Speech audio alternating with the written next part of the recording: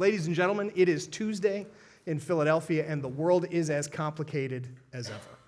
So let's talk about it. Welcome to the April 2019 edition of Geopolitics with Granieri, FPRI's monthly discussion of international affairs. I am indeed Ron Granieri, the Executive Director of FPRI's Center for the Study of America and the West, your host and moderator of today's discussion. All of us at FPRI, thank you for joining us. Live here at the National Liberty Museum and on the internet through the good offices of FPRI's YouTube channel. It's a great pleasure to have you with us. So on June 23rd, 2016, a clear, though narrow majority of voters in the United Kingdom voted to leave the European Union. Immediately thereafter, Prime Minister David Cameron, who had proposed the referendum to deal with internal partisan issues and who had promised to lead Britain through its aftermath, but had apparently never contemplated this result, resigned from office to escape the consequences. That was the first of many broken promises and confounded predictions in the ongoing drama that has been Brexit. Ever since Cameron's skedaddle, responsibility for managing Brexit has fallen to Theresa May, a compromise candidate who has tried to fend off charges that she is secretly pro-European Union by declaiming regularly that Brexit means Brexit, whatever that means, and by formally triggering the 2-year countdown to British departure from the EU on March 29th, 2017. Determined to play the difficult hand she has been dealt as well as she could, Prime Minister May negotiated a withdrawal agreement with the European Union.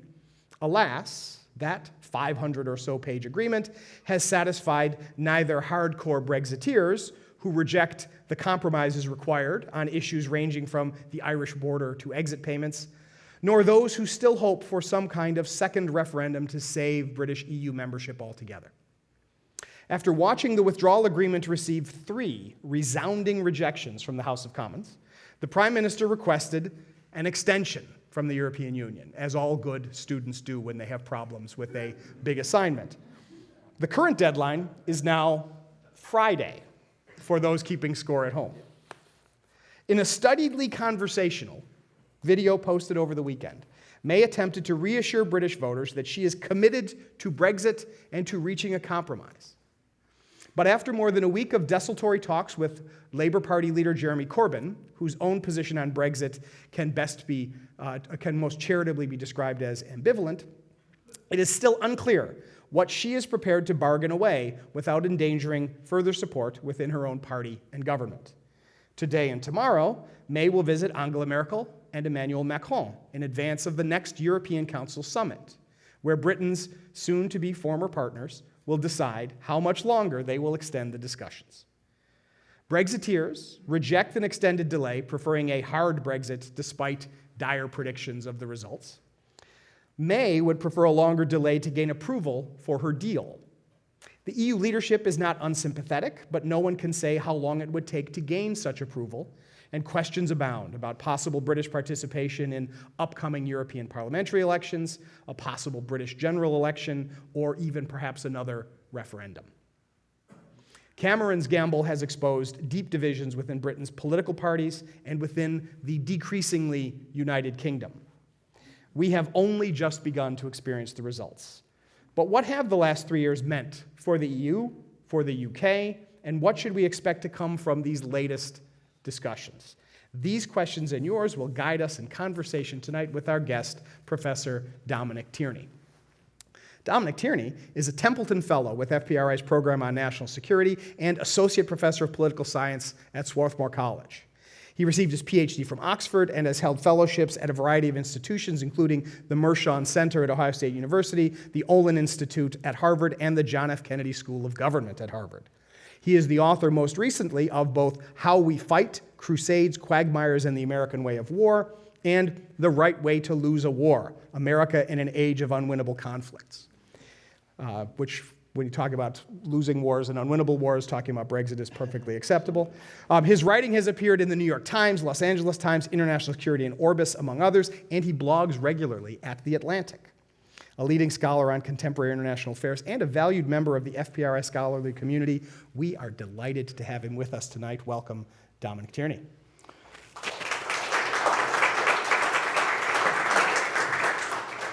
So, Dom. Let me just say thank you, Ron. And it's terrific to be here, and thank you to the museum and to FPRI, a wonderful organization you should support. Thank you. All right, then. Good night, everybody. No, thank you very much. So we could talk about many things tonight, right? Yep. We could talk about dysfunctional democracies and their elections, because there's at least one other dysfunctional democracy that's having an election as we speak. We could talk about the problems of chief executives in dealing with the legislative bodies, but we're here to talk about Brexit. So, where are we with Brexit, Tom? Well, so last week the MPs were debating various options to resolve the Brexit conundrum, the riddle within the conundrum, and they were given a series of options they could choose, and they debated them all. And as they debated, a group of environmental protesters in the public gallery stripped off naked and pressed themselves against the glass separating the public gallery from the House of Commons. They were forcibly removed. Later, as the MPs debated the options, you could clearly see the imprint of their buttocks slowly fading into nothing, which was deeply symbolic because the MPs actually rejected every single one of the options. It was no, no, no, no, no, no, no. So where we're at is a story that I think we will unravel over the next few minutes. But a poll recently asked British people whether they were satisfied with the Brexit negotiations, and 6% were satisfied with the negotiations. That's the same percentage as the number of Americans who believe the moon landing was faked, to put that in context. But they can't blame this one on Stanley Kubrick. That is true. They probably will try. So the Brexit experience has been nothing short of a national humiliation. A nice word the Brits use is omni-shambles, meaning a shambles in every possible respect. So everybody is disappointed, everybody is mad, and we are sort of lurching forward. As we speak, Theresa May is cap in hand to the European leaders, asking if she can get an extension. Otherwise, the UK crashes out in a few days with, we think, apocalyptic consequences. Well, you had me at apocalyptic consequences. I want to, before we move forward to talk about those apocalyptic consequences, I want to take a step back, and I want to ask you basic questions. Was British membership in the European Union a mistake from the start? No. So I'll put my cards on the table. I'm in favor of being a member of the European Union. I think it's good for British interests. And are we good? Yeah. If that's a bit better. So I broadly favor the European Union, and I think it's good for British interests, and I also think the European project has helped deliver peace and a degree of prosperity on the continent. So I think it was wise to join. Joining proved, by the way, to be a struggle. The British actually tried to join the forerunner to the EU back in the 60s, but de Gaulle said no twice, and then eventually Britain joined in the early 70s. So getting in was difficult. Of course, getting out has proved to be even more difficult. But membership, I think, has overall served British interests, and the tortuous process of departure, I think, has sort of illustrated, actually, maybe we'll get to this later on, some of the benefits. Mm-hmm. This raises that question: is it already just too late? That after all this, that it really doesn't matter what the form of the exit. There is simply no way this relationship can be saved. You never know. I think Britain may never leave the EU. They actually may never leave. It's quite possible that there'll be another referendum, or the Article 50, which is the article which, once you trigger it, begins the process of exit. Britain might revoke that and actually never leave. I don't think that the bridges have been destroyed. I think that actually the EU leaders might welcome Britain back. The very tortuousness of the divorce proceedings, in a sense, are an argument for staying in the EU. So no, I think there's still some positive views. On the other hand, there's of course overwhelming frustration. The process of Brexit is essentially an identity crisis for the British. It's similar to a couple who were married for decades and then divorce, right? And they tear apart years of cohabitation on so many different aspects of their life, not just looking after children, but just everything, their work, their family life, and so on. All that is torn apart, and it's an enormous readjustment to think about life on your own. You think about, who am I, right? It was once said of Britain decades ago, I think actually an American Secretary of State said it, that Britain had lost an empire and not yet found a role. Well, it did find a role, which was part of the European Union, but it's going to throw that away. So it is now sort of thinking, well, what is the new role? So the Brexit process has just laid bare not only political divisions, but fundamental questions about what is Britain and what does it mean to be British, and will the Union hold together, and what are the fault lines in British society? And it's been really fundamental. Now, Britain could ultimately come through that renewed, having gone through the fires of Brexit. But it's been an extraordinary process. And I think the Europeans look at the British and think, what on earth are you doing? For many years, the Europeans would, they'd quibble with the Brits. The Brits, we can be very annoying, let's be honest. And, the food isn't that great in Britain, apart from Indian food, which we stole from India. So the Europeans quite rightly have their grievances about the Brits, but honestly, they often looked at Britain as a reasonably stable and pragmatic nation, not driven to some of the nationalist extremes, etc., of the continent. And now they look at Britain and just think, what has happened to this country? Interesting. How many of these complexities and problems do you think were foreseeable in June of 2016? And what does that tell us about how the referendum campaign was run? Well, the genius of the referendum campaign, of the Leave campaign, was to completely ignore the question of what would come next. And that is the key to the victory. It reminds me a little bit of the United States invading Iraq and not worrying too much about what would happen next, right? It's sort of similar. The way the debate was just, we'll get out of the EU, we'll take back control, and everything will be fine. And I think if British people had to seriously think about the hard choices that would follow Brexit and what the realistic options were and the trade-offs that would be involved, I think the referendum might well have gone the other way. I'll give you an analogy. It seems left field, but explains how it could have gone. A few years ago, Australia had a referendum, and it was a referendum on getting rid of the Queen as head of state. Some of you might not know, Queen is the head of state of Australia. And Queen's a lovely woman, but there's no reason why she should be the head of state of Australia, an independent country. And most Australians favoured, unsurprisingly, gracefully asking the Queen to no longer be head of state. But the more conservative elements in Australian society turned the question around, and they said, well, if we get rid of the Queen, who will be the head of state? What will come next? Will we have a president? Will we have a prime minister? And the debate shifted to the replacement structures. And that then sort of created all kinds of divisions, and it ended up with a victory for keeping the Queen as the head of state.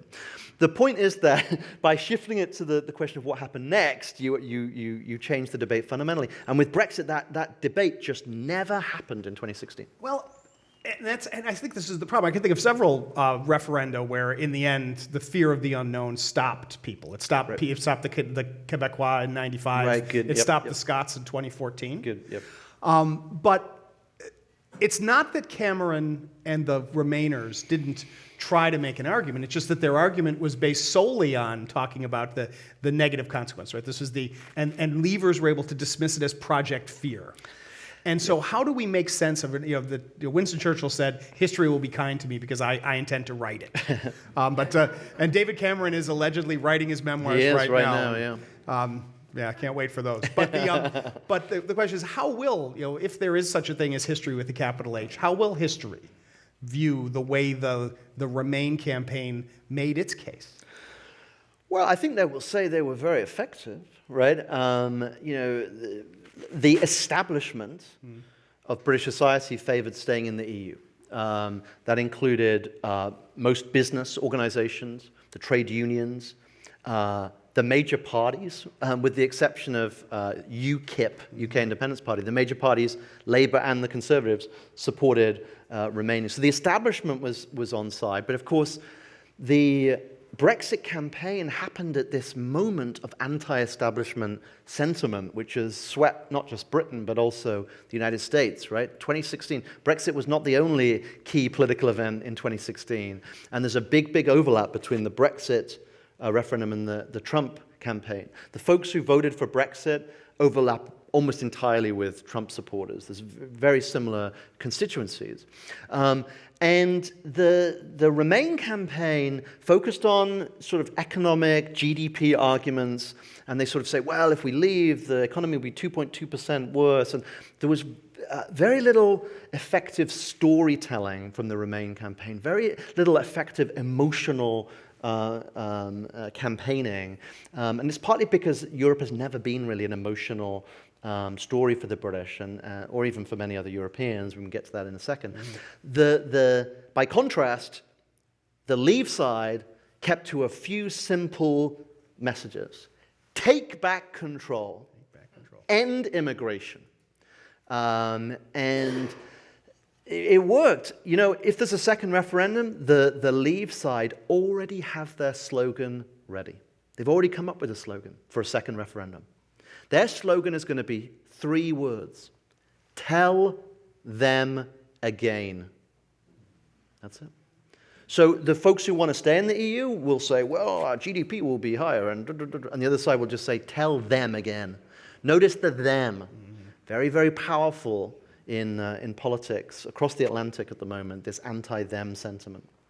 Speaking of them, what do you make of the claims of outside influence in the Brexit campaign, outside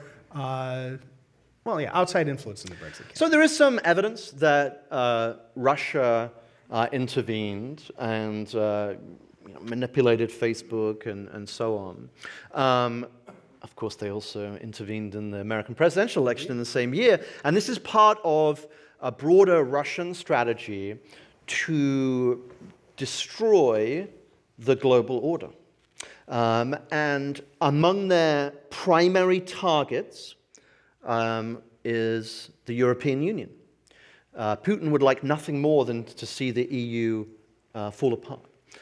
He backs nationalist movements, far-right movements. And if the EU was to fall apart, Russia could divide and rule, and he thinks it would have more leverage. So as part of that, there is some evidence that Russia manipulated the referendum. However, the data I've looked at suggests it probably wasn't decisive. The amount of money was fairly small in the scheme of things. I don't think it tilted the election one way or the other. I think much more significant, for example, was the position of Jeremy Corbyn. So maybe I'll just mention this. Please. Let's talk about it. Since you did say both political parties were theoretically, officially, in favor of remaining, but Jeremy Corbyn as the head of Labour. Go. So you probably all heard the saying, for want of a nail, the horse was lost. For want of a horse, the battle was lost. For want of a battle, the kingdom was lost. And that is very apt for Brexit, because just unravel the story a little bit to 2015. In 2015, the year before the Brexit referendum, the Labour Party had an election for a new leader of the Labour Party, which is the sort of equivalent of the Democrats. They're more left-wing than the Democrats, but roughly speaking, the equivalent. And the rules of the Labour Party at the time said that you needed to get the support, if you wanted to run to be the leader, of 30 Labour members of Parliament.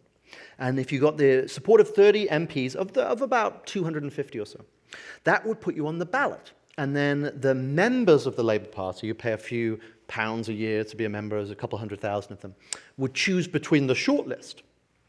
So the kind of usual suspects, the kind of usual leading figures in the Labour Party came forward and easily got their 30 signatures.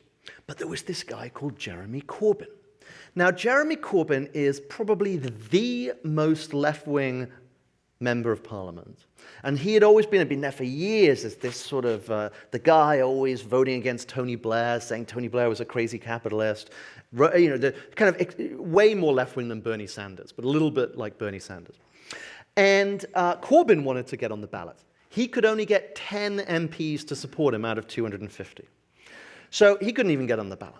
And a group of more moderate Labour Party leaders, they got together and they said that it would be good for the democracy of the party if 20 MPs lent him their votes so that he could actually make it onto the ballot.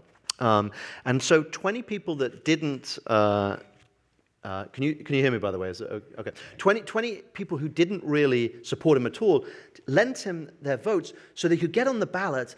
And then the idea was when they had a debate, there would be this, the far left would be represented on the stage. It would be sort of good for democracy. Obviously, he wasn't going to win, right? And then one of the centrists would win. Well, they did that. He got on the ballot, and out of nowhere, there was this upsurge in what was called Corbyn mania.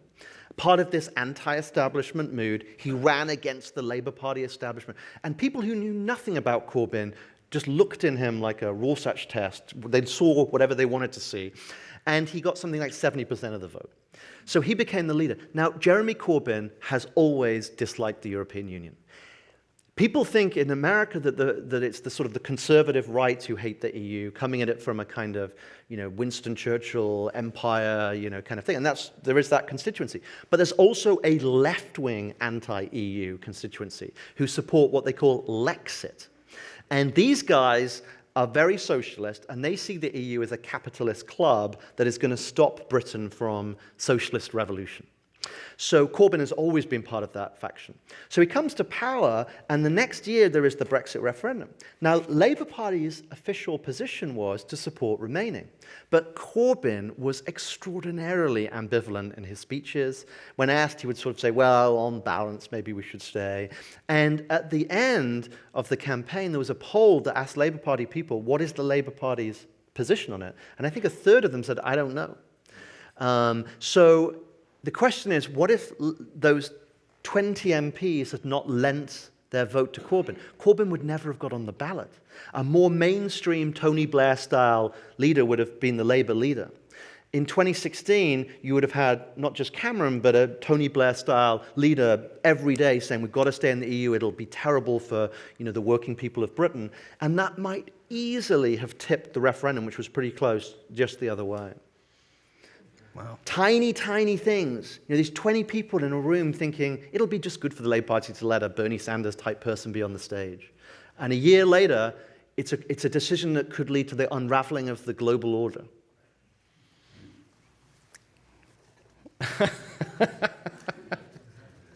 Well, if I laugh at any mortal thing, it is that I may not weep. But so let's say, for whatever reason, right, the British electorate, they vote to leave. Brexit means Brexit. Yep. Everybody says, okay, the will of the people. Okay. So what, if anything, could have been done differently on the British side to have made the process go more smoothly?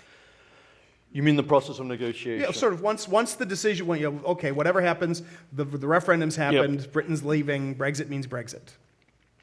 Well, I think that the key would have been to have fewer illusions. The entire Brexit process was underpinned by illusions. It's sort of like a 55-year-old man who decides to divorce his wife because he thinks he'll date Scarlett Johansson, when in fact he ends up sitting on his own eating frozen dinners thinking, what have I done, right? Illusions, right? Illusions. People, the right thinks that Brexit will make Britain great again, and the left thinks it will create this socialist utopia. Neither of those two things are going to happen. The pro-Brexit people believe that Britain held all the ace cards in the negotiation, and we could divide and rule between the members of the EU and get this fabulous deal for the British, whatever we wanted, basically. When in fact what's happened is the EU has shown remarkable solidarity in their negotiations with Britain, and there's been barely an inch of daylight between any of the other 27 countries, even though they have different interests. Incredible solidarity and unity. And Britain has discovered that when one country negotiates with 27 that have about an economy collectively about 6 or 7 times as great, it's the 27 that have the leverage. Because if Britain crashes out of the EU, it will be a negative experience for the EU, and it'll be catastrophic for Britain.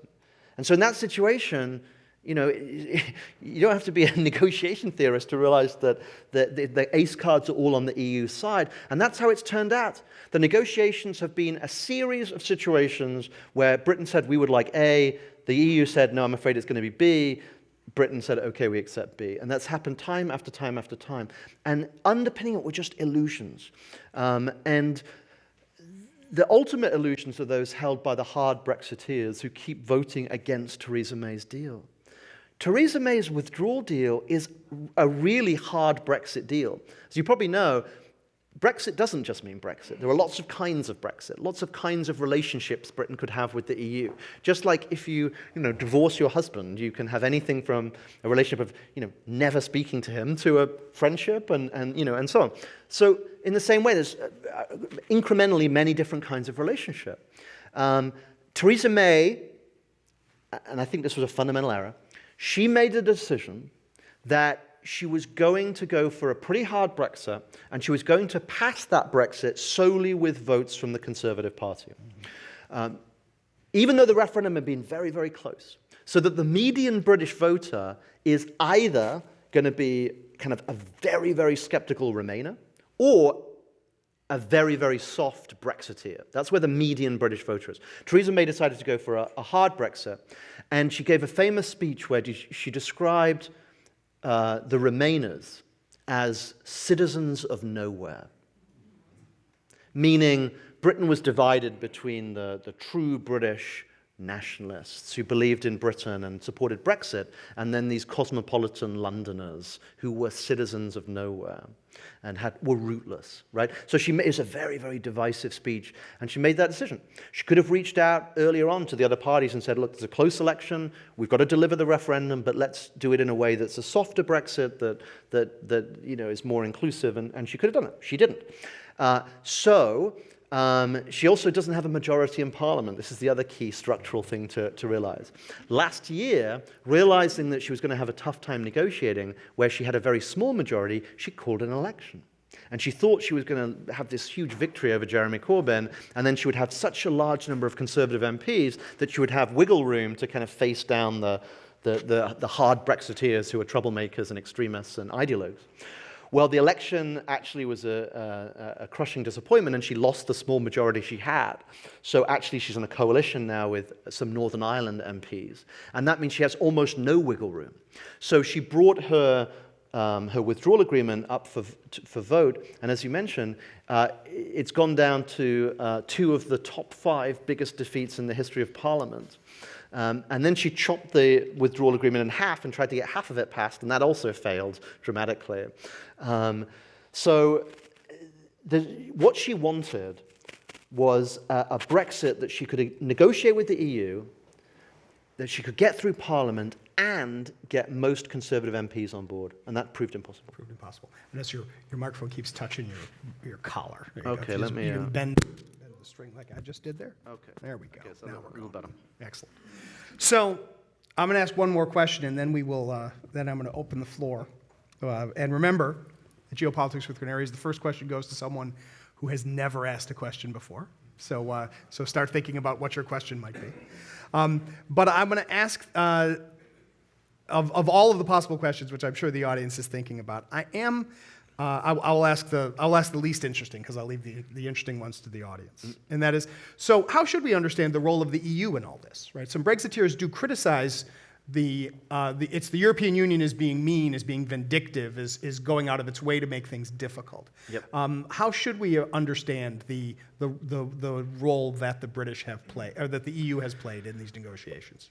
I don't think they're going out of their way to be vindictive. I think that the EU is protecting its interests. And it's done it with remarkable skill.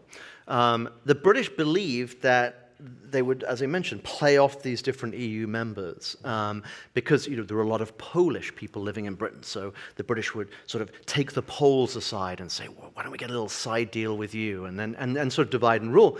And it just hasn't worked out like that. Right at the start, the EU picked their team, and the whole EU said, if you want to speak to us, speak to our team. And they have demonstrated a remarkable solidarity and unity. And I think from day one, the EU has been focused on its interests. And what Britain has discovered is, if you are in the EU, there are some costs. There are some financial costs, and you do give up some degree of control on certain issues. But the flip side is that you gain a significant amount of control and power. Just consider the example of Ireland, right? So Ireland, of course, is in a conflict, is too strong a word, but a political conflict over the status of Northern Ireland. And they certainly want to ensure that there is no hard border between the North and the South, right? That's part of the peace agreement in Northern Ireland, is that there's sort of effectively no border. You can just drive across, even though Northern Ireland is part of the UK. But it's critically important to Ireland that suddenly there isn't the creation of customs posts and a physical border. So on its own, Ireland is a tiny country of 3-4 million people, and Britain has enormously more leverage. But because the Irish are in the EU, this is a force multiplier. And right from day one, Angela Merkel and Macron said, we will never let the Irish down. And they're a member of the team. And so they basically, the Europeans have just said there must not be a hard border. And the British have ultimately just accepted that. And that's actually proved to be one of the tricky parts of the withdrawal agreement, is trying to find a way to square the circle. But the point is that Ireland has utilized the EU in an extraordinary way to advance its interests. And if Britain leaves the EU, then it's going to face 27 countries that are going to play hardball. All right, I'll turn to the audience. Are there any questions from the audience? Somebody hasn't asked a question before? Have you asked a question before, young lady? Well, my husband. Your husband as well, but you have not. All right, well, you go right ahead. We'll bring the microphone to you. Oh, sorry. Thank you. I'm just interested, and I'm sorry if I should know this, but what's the EU going to lose if London leaves? It's actually a great question. There are some, perhaps more than just some, in the EU who would say not a lot, right? Because the British have always been ambivalent members of the EU. Ambivalent members. Opinion polls have always shown that half or close to half of British people didn't want to be in the EU. And the British have, at certain points, stymied efforts at closer integration. The British didn't sign up for the euro currency, for example. But I would say that even though Britain can be a little bit awkward as a member, it actually brings a lot to the European Union. Not least, it's one of the two leading military powers, along with the French. Britain has a nuclear deterrent. Britain is also a permanent member of the Security Council. Britain also is very significant in terms of soft power around the world, universities, the English language, culture, and so on. And I think it provides a significant additional asset to the EU. I think it would be in the EU's long-term interest for Britain to be a member. Good. Yes, sir, right here. Is there a realistic path to another referendum, and what would the government have to do to sell that politically? So one of the things I love to do is look at websites where you can bet real money on political outcomes, purely for research. I've yet to be tempted to actually bet, but the reason is that people have found that these betting sites are more accurate predictors than opinion polls. For instance, you can bet on who will win American presidential elections, and they're remarkably accurate, down to the state. You can bet on anything. Because when people bet real money, they are bringing their private information to the marketplace, and the sum total of that is actually quite accurate. So there are betting sites on Brexit. And the odds of a second referendum are about 30 or 40%. So it's less likely than a coin toss, but it's quite significant. 1 in 3, let's say, or 2 in 5. So the reason to be suspicious that there'll be a second referendum is that neither of the two leaders in the House of Commons wants to have a second referendum. Theresa May has said time and again that there would absolutely no way she will ever accept that. It would violate the first referendum, right? And it would make a mockery of democracy. The Leave voters would never forgive the establishment for allowing this. Jeremy Corbyn, as I've said, is at best ambivalent about the EU, and I think probably quite happy to leave because he wants to build his Jerusalem of socialist utopia. And so I don't think he's particularly keen. He's very influenced by the far left Lexit wing. Nevertheless, there's a 30 or 40% chance. And the reason for that is that there is a growing movement to have a second referendum. You probably saw there was a big rally in London recently, perhaps 1 million people there calling for a second referendum. There was a petition you could sign online. And by the way, it was not easy to sign it. You had to put in an email address, then go to your email, click the link, etc., and put in a physical address. So you could game it, but it would require a little bit of effort. And that was to revoke Article 50, not just second referendum, but just end the whole process. That's got over 6 million votes. Right? The equivalent in the US would be something like 30 million Americans going online to sign a petition. So there is a significant pro-Remain side. And the polls show conclusively that people, when asked, how would you vote in a second referendum, Remain wins. 54-46. It has a significant 5 to 10 point lead, poll after poll after poll. So how would that come about? I think it comes about through process of elimination. The political leadership has to believe that all other options have failed. So Theresa May, I think, would have to conclude that she's just tried everything. She tried to get her deal through 3 times. That's failed. She's now just recently reached out to the Labour Party to come up with a consensus. That's almost certainly going to fail. And the EU extension is going to run out, and she's, what else can she do? I think Theresa May has decided she's not willing to just leave with the no-deal zombie apocalypse option. And so she might conceively accept a second referendum, or perhaps there might be a general election in Britain, and the end result of that could be a second referendum. So even though the leaders don't want it, it may come about just because it's the least worst option. Yes, right there, please. How has Britain's experience with Brexit changed its relationship with the United States? And subject to ongoing political fluctuations, how do you see that relationship evolving in the near to medium term? So Americans ought to be very concerned about Brexit. Britain is one of America's key allies. And America should also be concerned about the global order. Brexit is also part of a broader contest between what you might call populists and what you might call liberals or internationalists, perhaps. And so how do British people sort of think about the US role in this? Well, Trump has come out basically in favor of Brexit. He says it will be wonderful for Britain. I think Trump is a little bit like Putin. He would quite like to see the EU break. Just a little? I'll say just a little. I don't want to push that too far at all. But they're very different in a lot of ways. But neither of them is a great fan, let me put it double negative, of the global liberal order. And I think, frankly, Trump would be happy to see the EU disintegrate. Because he thinks that America could then use its vast leverage with each of the individual European powers and wring out a few more dollars in negotiations. A little bit like Putin, his vision as well.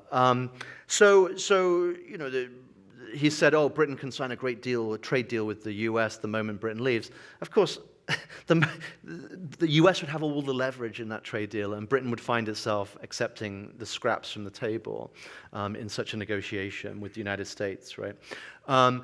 In the long run, we'll see how relations go. Britain is generally loath to distance itself too much from the United States.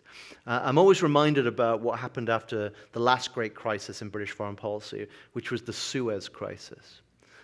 Some of you probably know in the 50s. It was a great crisis over Britain and France and Israel tried to take control of the Suez Canal from Egypt. The Americans were horrified. America used its economic power and forced Britain and France and Israel out. Well, Britain and France learned two different lessons from that experience. The British lesson was, let's never have a deviation from the Americans again, right? The French lesson was, let's never trust the Americans again, right? So I don't think Britain is going to deviate too much, although if Corbyn becomes Prime Minister, all bets are off, because I think he thinks that America is responsible for most of the world's problems. I mean, that of course, is the great irony, is he's both anti-EU and anti-US. And, of course, anti-Israel, just for the heck of it. So it completely flips around the... Yes, he is. I think Corbyn is an out-and-out skeptic of the West. And in his narrative, the West is responsible for many of the international problems through the Iraq War, et cetera, et cetera. There is a kernel, sometimes more than a kernel of truth in that, but it's also a very ideological position. Good. Yes, sir, you have the microphone? I was curious as to how all 8 advisory votes went down in Saudi.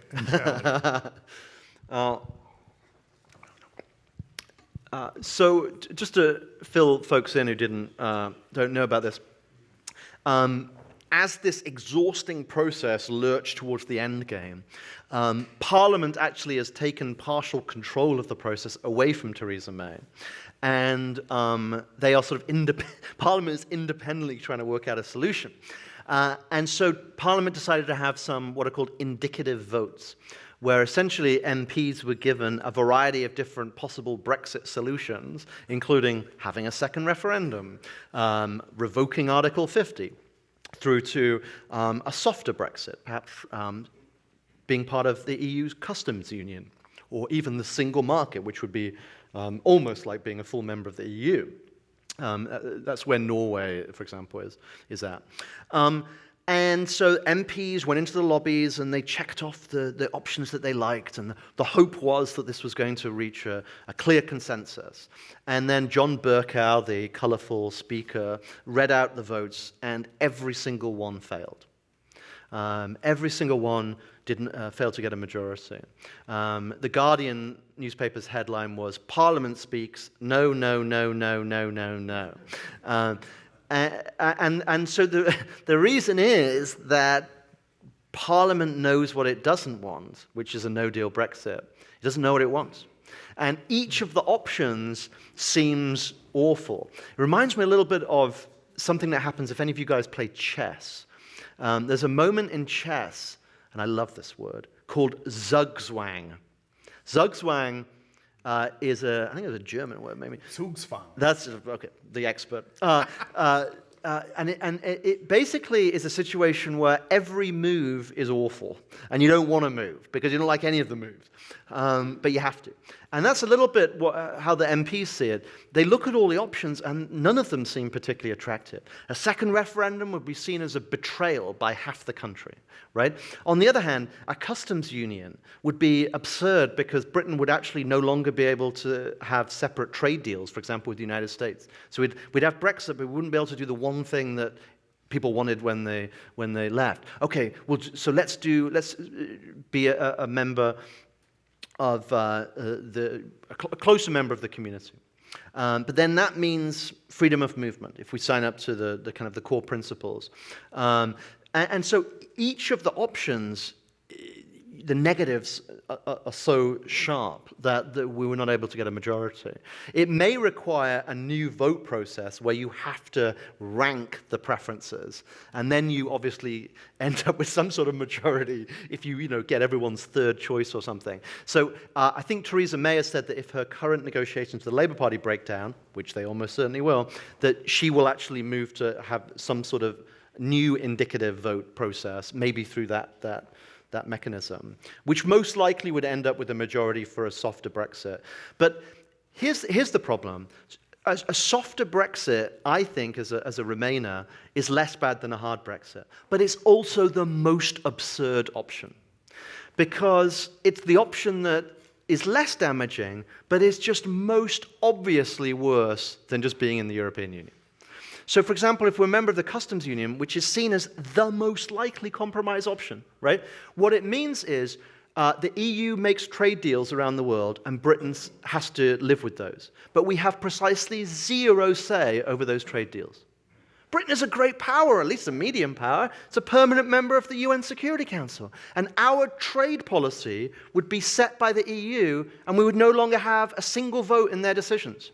If they sign a trade deal with New Zealand or Indonesia or even the United States one day, right? It's completely absurd. While if we stay in the EU, Britain has a big block of members of the European Parliament and is one of the key players. So it's utterly absurd. That's the least damaging but the most farcical outcome. Least damaging but most farcical. I like the sound of that. Yes, sir, with the microphone right here.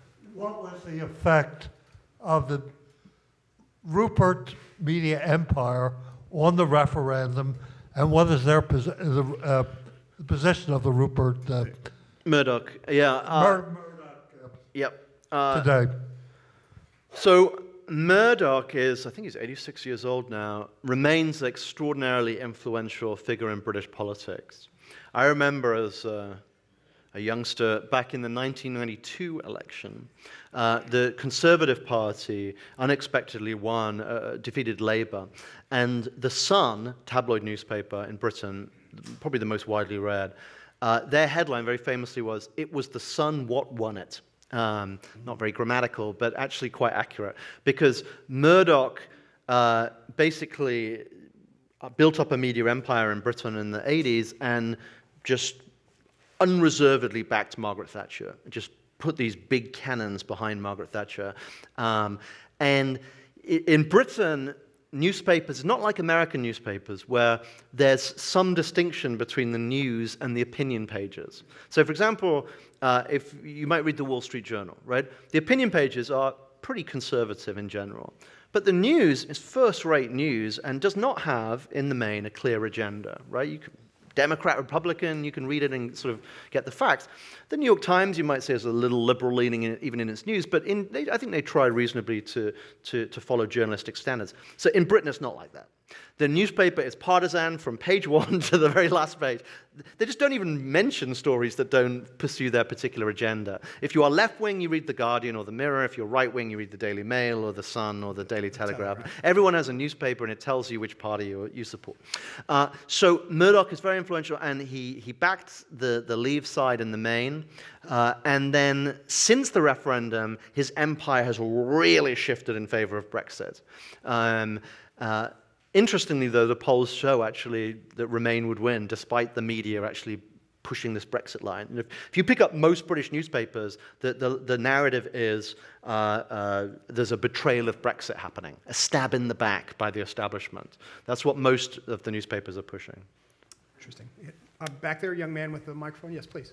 Yes, I suppose one thing that confounded me is that I guess as we watched this over the last few years was the alignment of people like Boris Johnson, who, I mean, really seems like he was just going after power, and that was essentially his entire purpose behind this. But it was just, if you could comment on kind of the parties that aligned to try and push the Leave campaign. I know you spoke about this a little bit, but it just was really surprising to see who aligned with who, and then that Theresa May would bring some of these people in to her party, and it just kind of baffles me. Well, you're not the only one. What happened in the 2016 election was the Conservative Party was, in principle, in favor of Remain under Cameron, as was the Labour Party, as I mentioned, with a key caveat that its leader was not really in favor. Since then, what has happened is the Conservatives have sort of shifted pretty strongly in favor of Brexit. As Theresa May's deal has come under fire, people have been angling for the succession, basically. And so you have a series of conservative figures who are focused primarily on what will happen after May. May has tried everything to pass a deal. She's like one of those characters in a horror movie, just keeps coming back to life, right? We keep coming back to the zombies. It is, trust me, I've been reading too much Brexit stuff. And it's not just me, by the way. A journalist asked a cabinet minister the question, why did May bring her deal back for the third time when it was obviously going to fail? And the cabinet minister, we don't know who it is, responded, F knows, and it wasn't F. I'm past caring, it's like a zombie apocalypse in here. Right? That was a cabinet minister. So not just me.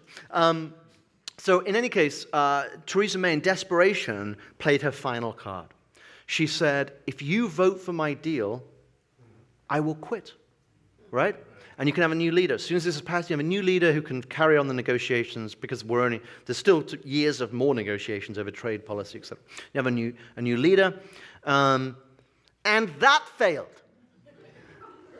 Most political leaders say to their party, they say, if you don't pass my legislation, I will quit. Theresa May said, if you do pass my legislation, I will quit. Right? How bad is the legislation that you have to offer to quit? How bad are you that quitting would be the cherry on top of the pie that would get... I mean, the whole thing is just so shambles. And that still failed. So then she's in this sort of weird status, and she's like, well, I only said I was going to leave if you passed it, so here I am. I'm still here. And so everyone's angling for succession. And so you've got these multiple levels of politics. You've got the EU negotiations, but also Tory party politics and succession politics. And Boris is the most hilarious because he kept writing these articles saying the withdrawal agreement was the most outrageous thing in the history of the world. And then on the third vote, he rallied behind it and said, we've got to pass it. Because he was hoping Theresa May would quit so he could be prime minister. Exactly. That's right. Yeah. Microphone right there, sir. Go ahead. I think Boris becoming prime minister would be interesting. But it was Michael Gove who said the F-bomb. And the reason we know is because he spent the last few times denying he ever said it. Oh, right. Which means that he said it. But I am very skeptical. The former Minister of Education, right? Right, yeah, right. Now he's the environmental minister worried about chlorinated chicken coming in from the U.S. to Britain in any sort of trade deal. But I'm intrigued that you still say Britain. Yep. And would like your views on English nationalism, because as this is English nationalism, it was the English that voted to leave. The Scots didn't, the Irish didn't, and the Welsh tagged along because they have the Prince of Wales, right? The Welsh tagged along. So can you give us your views on it within the context of a new thing called English nationalism? Good question. It is a good question. With that in time for one more question after that. Go ahead. Okay, sure. You're absolutely right, and with your summary of the votes, England voted clearly for leave. Scotland voted about 56% to remain, or even 60%, and Northern Ireland voted narrowly to remain as well. Wales also voted to leave. So there's a clear split. And one of the tragedies of Brexit, if, like me, you believe in the United Kingdom, is that it could lead to Scottish independence, because Scottish people quite reasonably would say, well, actually, we want to stay in the European Union. That, however, may never happen, interestingly, even if Britain leaves, because of Spain. The Spanish might block Scotland's entry into the EU. You might be thinking, why? Because of Catalonia. Catalans have said, well, if we gain independence from Spain, we'll just stay in the EU. And so Spain does not want to establish the principle that breakaway countries get to just go join the EU. So anyway, you see the complexity of this. But in any case, I mean, your point about English nationalism is right, and England has its own soccer team, and there's a distinctive English identity. But I think that Brexit, as I mentioned perhaps right at the start, has laid bare what is at its heart an identity crisis. What is Britain? What is its destiny? Is it to be part of the European family, or is it to be something else? And what is that something else? A few decades ago, we would have said we had the empire, right? But that's gone. So I would say we have to be realistic and take our future as a liberal, democratic, medium-sized power that uses the EU as a vehicle for advancing British and European interests and protecting the global order. But a lot of British people are uncertain and they feel left behind, and the financial crisis rippled through Britain as much as it did the United States, and it's communities that are most impoverished that were the strongest to leave the EU. One last question right here, sir. Yes, you. Yes, what's fine. I don't personally believe there'll be a Brexit, unfortunately, from my point of view. But I do have a question I want to ask you. You pointed out that voters in England were quite substantially in favor of leaving. It could be because the majority of the population of England is stupid or ignorant or just following orders from Rupert Murdoch. And you have said that you think Britain's interest lies in remaining in the European Union. If that is the case, then why did a clear majority of English voters vote after 40 years to repudiate it and march out? Well, clearly because my arguments didn't win the day. And the Leave argument proved decisive. And it was a powerful argument. The truth is that, as I said, Britain has always had an ambivalent relationship with the EU. And the polls have always shown that a very significant number of British people didn't want to be in the European Union. And arguments about taking back control and arguments about limiting immigration proved very powerful, enough to win, at least in England. The overall referendum was about 52-48 in the UK as a whole. So I'm not at all disrespectful toward the majority of Leave voters. In fact, I think that one shouldn't have too broad a brush. You know, there are certainly ill-educated members of that coalition, right? The biggest Google search term in Britain after the referendum was, "What is the EU?" And there were folks who just didn't know much about it, and there is a relationship with education and voting in the referendum, where it's a very strong relationship, which is that those people who were more educated were far more likely to want to stay in the European Union. And I also think that the media played a part. The media was pro-Brexit. But you can't talk in extremely broad brushstrokes or dismiss the vote of 17.4 million people as being, ignoramuses who didn't know what they were talking about. That's completely illegitimate. Many of those people had completely legitimate grievances about the way the EU is organized, about the European Union's failure to build an emotional connection and really tell a story of itself to not just British people but other people around Europe. And so what I would say is that the Brexit process that we've had over the last couple years, I think for quite a few Leave voters has just revealed that there's also a powerful cost to leaving, and that taking back control is a great slogan. But what does it really mean in a world where you have 3% of global GDP and there are emerging titans like China, the United States, and the EU, and you are a small fish in a big pond suddenly? So I would say that the pro-European side needs to accept the legitimacy of many of the criticisms of the EU and the reasons that people left, which make a lot of sense. And I would hope either stay in the EU or rejoin at some point and then work to reform it from within and create a more effective organization. So a hopeful and measured response. Unfortunately, that's where we're going to have to leave it for tonight. As of right now, the European Union, Britain is still a member of the European Union, but they are also still leaving. And so we'll just have to see. By the time you are watching this on YouTube, we'll have to see whether either of those facts are still true. But for now, thanks very much, Dom Tierney, for joining us tonight. Thank you.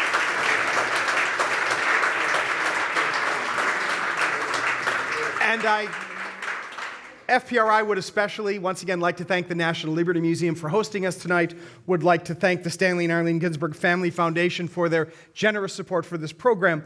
Today's conversation has to end, but today's conversation is, of course, just the beginning. The world goes on, and we try to talk about as many different aspects of it here on Geopolitics with Granieri. If you have enjoyed our discussion tonight, please tell a friend and bring a friend next time. Consider becoming a member or partner of FPRI and come join us again as we discuss our complex world. To keep up with future episodes of Geopolitics with Granieri and other events at FPRI, please visit our website, fpri.org. Like us on Facebook, follow us on Twitter, and subscribe to our various channels. You can follow the host of this program on Twitter at Ronald Granieri. But until next time, for all of us at FPRI, especially the capable staff of PWP Video and my colleagues in producing this broadcast, Eli Gilman, Latay Johnson, and Jessica Taylor, I'm Ron Granieri. Thanks for joining us. Good night.